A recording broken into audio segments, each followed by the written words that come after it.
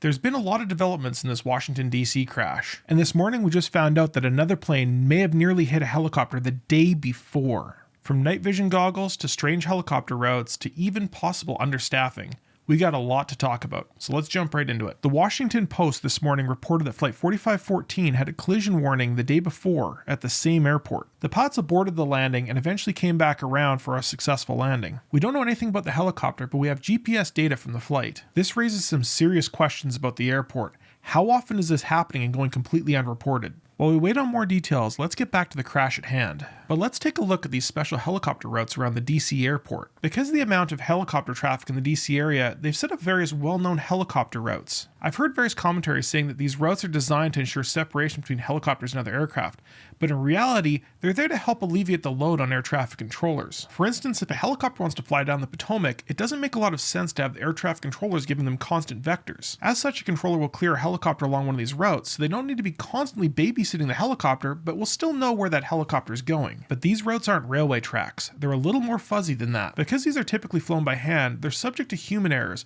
such as humans climbing or descending too much, or even steering slightly off course. But it may also be subject to instrumentation error. If an altimeter is set wrong, that helicopter might be out by 50 or 100 feet. Even the commercial pilot testing standard is to only maintain altitude within a plus or minus 100 feet. So how close is that helicopter route from runway 33's approach path? At that position on the river, the helicopter's maximum altitude should only be about 200 feet. If we take the runway's published 3.1 degree glide slope, we can see that it intersects directly with that helicopter's path. No, these helicopter paths have never been designed to keep separation between airplanes and helicopters. It's still dependent on air traffic controllers to keep them separated. But what about these radio calls between the tower and the helicopter? The important radio calls happened just after the helicopter passed Memorial Bridge as it was flying over the Jefferson Memorial. The helicopter calls and asks for permission to do visual separation. This means that the helicopter is taking responsibility for keeping separation between themselves and other aircraft. And that brings us to the fateful radio call, where the tower asks if they see the CRJ.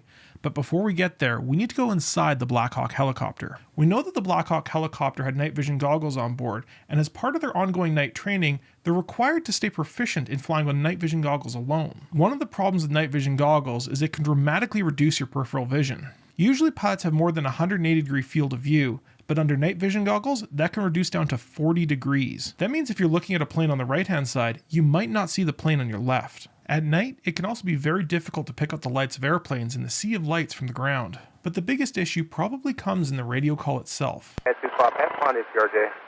This cloud has a aircraft inside precision separation. The tower asks the Blackhawk pilot if he sees the CRJ, but how would the Blackhawk pilot know which plane he's referring to? To the Blackhawk pilot, all these planes are just twinkling lights in the sky. To the controller, this is an entirely reasonable ask because he sees both these planes on his scope, one with the name CRJ written right underneath. But there's not enough information there for the Blackhawk pilot to distinguish what the controller's talking about. A more reasonable call-out might be, do you see the CRJ at your 11 o'clock, 2 miles?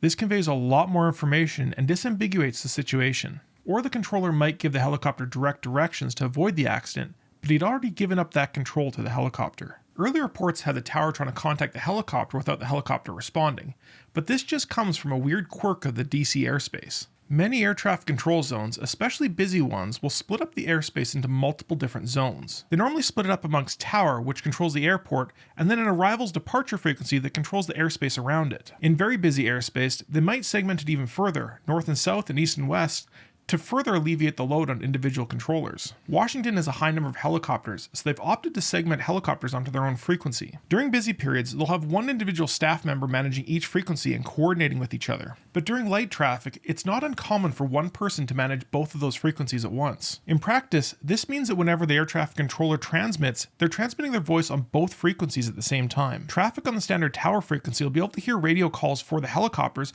but won't necessarily be able to hear the helicopter's response. Early published air traffic control recordings were from this tower frequency and not from the helicopter frequency. If we tune into those helicopter frequencies, we can hear the tower and the helicopter's response. Pass 2 spot, pass 1 is CRJ. Good separate. Pass 2 spot, pass 1 is CRJ. This cloud has a aircraft inside precision separation. Separate.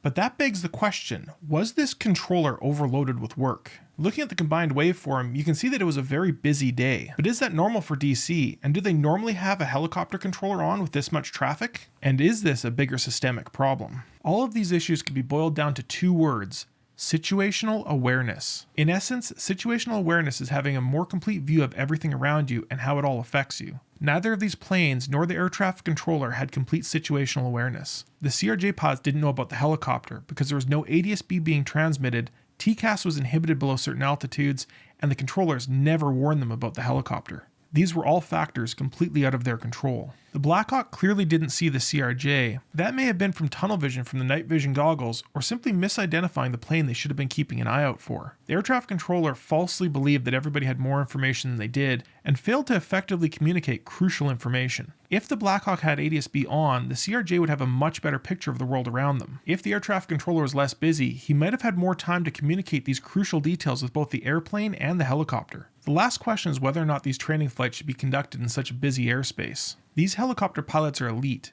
the best of the best. Their job might someday be to transport government VIPs at night through busy airspace. These types of flights have successfully happened thousands of times in the past. So what makes this one so much different than the others, and what can we do to limit the possibility of this happening in the future?